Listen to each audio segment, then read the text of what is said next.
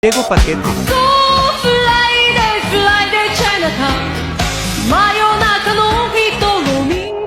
Round 2. En Arduino con una mole china.